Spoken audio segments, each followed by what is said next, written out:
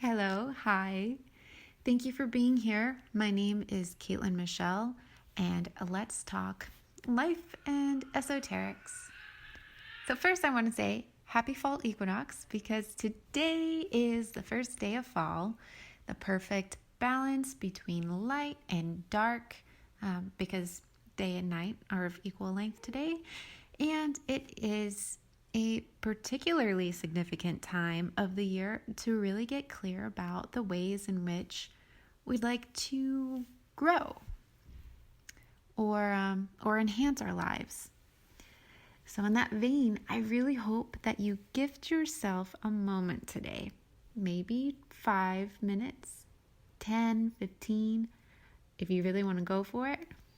Just get in the bathtub with some bubbles and maybe some hot chocolate and take a full hour and just self-reflect and set some really juicy intentions. And I really mean that. And I think the juiciness is the important factor here because that means you're excited.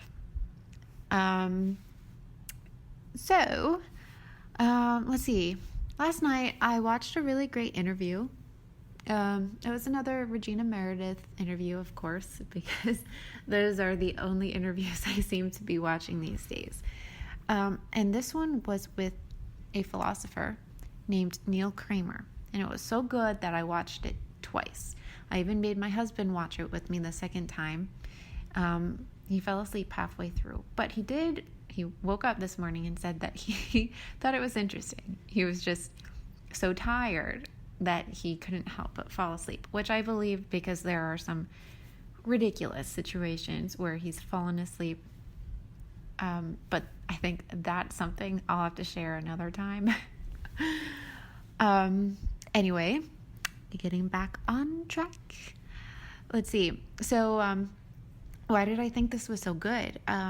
Well, for me, it was the fact that he touched on some topics that I find very interesting, but also the way of thinking is what I find very interesting, and I don't see it very commonly in the media. But I do think I don't think it's a unique way of thinking. I don't think it's uncommon in general. It's just interfacing with it. Or is that the right word to use? I'm not sure. But in terms of seeing it in the media, I feel like it is pretty uncommon.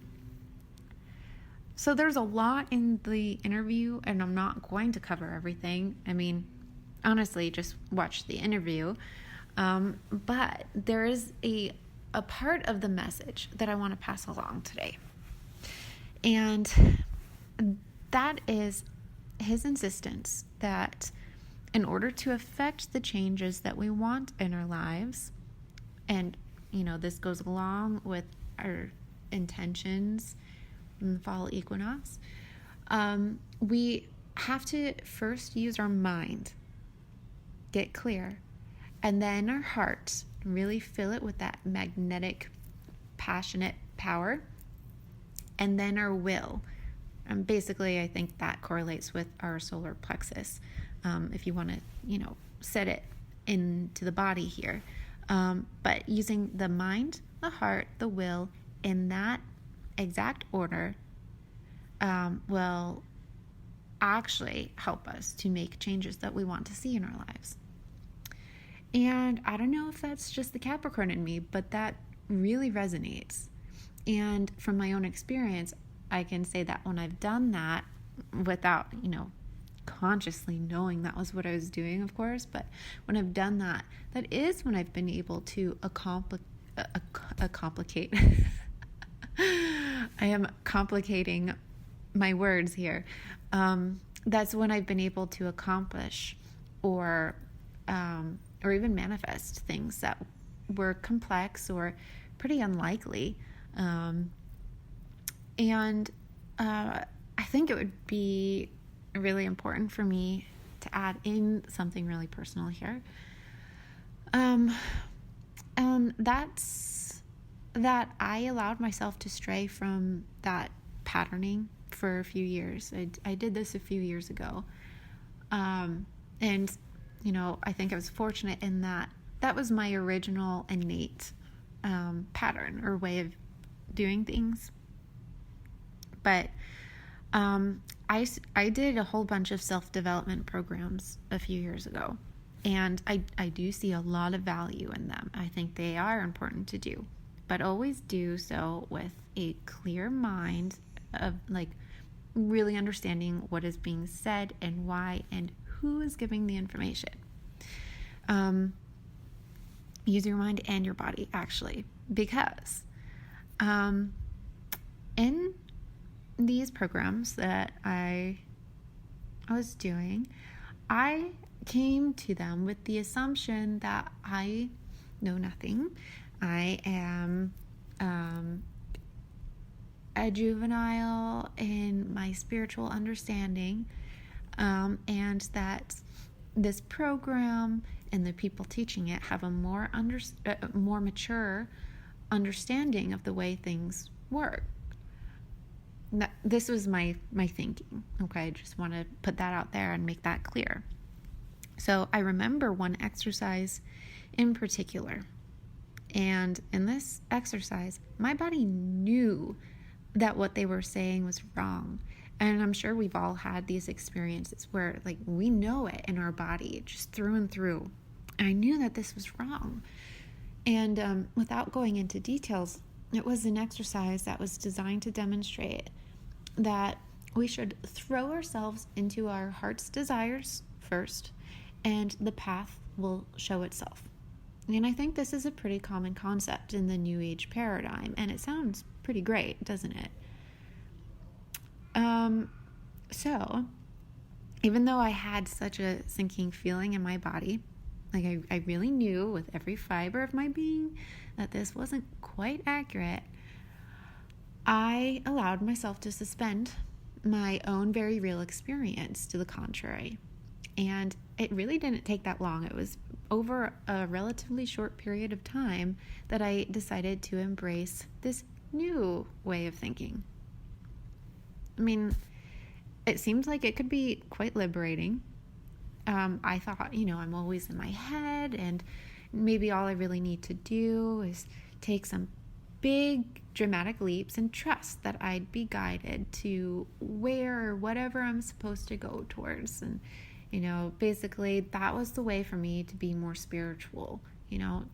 Take away my mind, take away my ego, and my will, and, my life will get so much better because I'm being more spiritual. That's basically what it comes down to. But basically, my mind and my will were completely removed from the equation. And it was in this very juvenile New Age paradigm that I made big changes in my life. Most dramatically, I quit a 6-figure income job to just throw myself to the mercy of the universe without having a clear sense of anything, of what I was going to do next. I mean, I had some ideas, but, I wasn't clear, I wasn't clear in my mind. And also, the things that I thought I would do next weren't anything that really felt juicy or motivating to me. So my will wasn't really there either. So, I can say that 3 years later, I can say this, I managed to land on my feet, but I'm lucky. And I'm very grateful for that, but I'm lucky. I think in general, it is quite a damaging and dangerous way to operate and to tell other people to operate. Again, it completely takes away our will, and we're no longer in the driver's seat. Anyway, so that's why hearing Neil Kramer insist that we must use our mind, heart, and will, in that order, to grow in any direction or manifest anything in our lives feels so refreshing. And in my core, correct. It's making me remember before 2018 that this is how I was able to progress, and at a rapid pace at that. So I think that this is a more mature spirit, like a spiritually mature point of view, and understanding of how we operate in concert with the all that is. And again, from my experience, I really just want to stress that this is counter to the prevailing paradigm in the New Age community. And I think that this paradigm is keeping us pretty aimless and unclear, and that's really unhelpful for each of us as individuals. When you think about it, we know what is important to ourselves and what we want to strive for or try on. So, once we get clear and get the show on the road, so to speak, then the universe can match us and participate in what we have set in motion. And from that perspective, it does make sense, take the leap and the path will open. But that's too simplistic. We have to know what we're leaping into and why, and be committed. And then the universe will be like, oh, I see Susie over here is doing this and really, really diligently going about this. Let's help. Something to that extent. But you know what? This kind of goes back to what I was talking about last week with how it is only us as humans and the density of the third dimension who, we are capable of creating in this physical dimension. Any entity, spirit, or being in any other dimension can help and assist, but they cannot tell us what to do. We must make the first move with clarity and commitment. Actually, you know what? While we're on the topic of dimensions, I actually want to address the fourth and fifth dimensions again briefly, because I misspoke last week, just a little bit. I said that the fifth dimension is the dimension of emotions, but really more accurately, the fifth dimension is the dimension of the higher frequency emotions and states of being like love, joy, exuberance, and fun.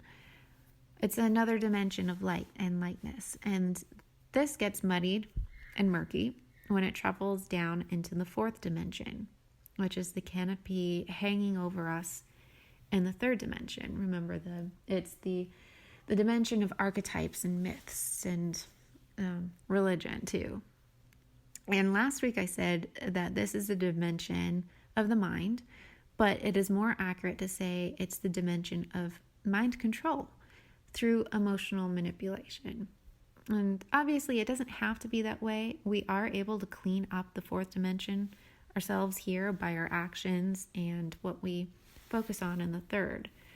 But that's the task of each of us as individuals.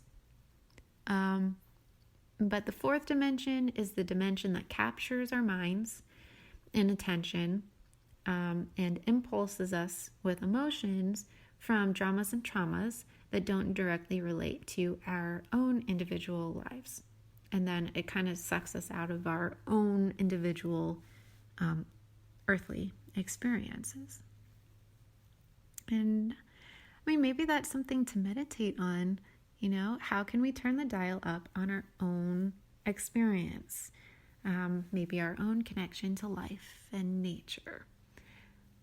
I would love to hear any answers you may have, whatever platform you're listening on, whether it is iTunes, Spotify, YouTube, Facebook, Spreaker, or here on Blog Talk Radio. I would love to hear whatever you would be willing to share on that. So let's switch gears a little bit, because I got really off track from the fall equinox. I love fall, especially here in the desert, because it remains still pretty warm, but we still have the fluctuations in weather. And I think in general, I've always felt a little bit